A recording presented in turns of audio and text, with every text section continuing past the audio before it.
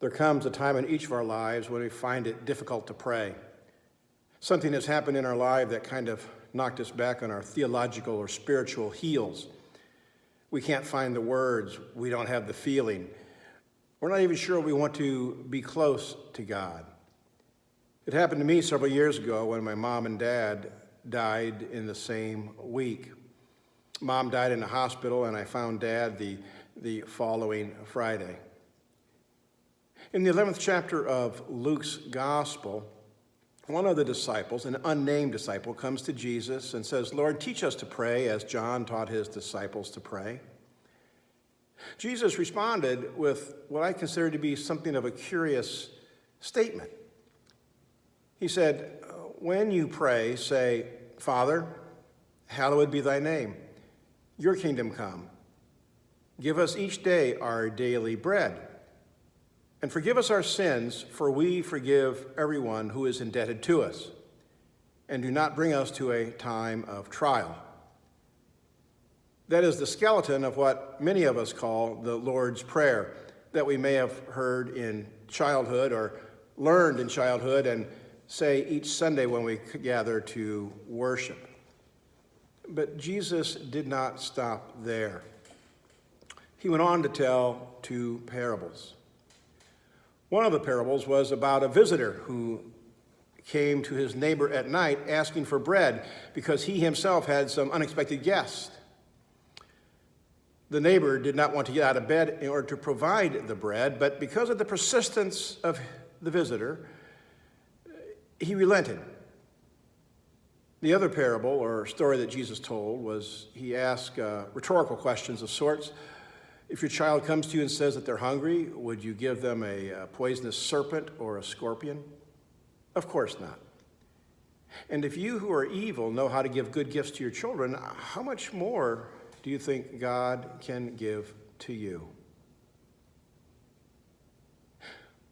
In those times when we do not feel like praying, when we feel as if God is distant, when we cannot find the words, Richard Foster wrote about those times as being a period of the prayer of the forsaken.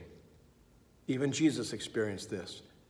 From the cross, he prayed, my God, why hast thou forsaken me?" The words that Jesus gave to that unnamed disciple centuries ago was not some magical incantation. It was not some formula to make God do your bidding. We do not live in a Harry Potter world, but rather the prayer was meant to remind us that we live and breathe and have our very being in the presence of God. I like looking at clouds with my grandchildren, seeing various shapes and images in them. And I sometimes wonder if the clouds are like the joys, concerns, the cares of this world that float across our lives. Above the clouds, there is a constant blue sky. The Roman Catholic Franciscan friar Richard Rohr once wrote that prayer doesn't change God, it changes us. It opens our hearts and our minds and our bodies to be receptive to God's already and always presence in our lives. The spiritual disciplines of prayer, the offices of prayer that some of our traditions have, give us the words of prayer when we have no words ourselves. Prayer is not about our feelings, but rather it is about our will. Our willful decision to stay connected to God, even when God seems distant. I hope these few words and reflections enrich your prayer life, and that I hope they help carry you through those dry periods. I'm Frosty Crummell, the minister of First Federated Church, wishing you God's richest blessings.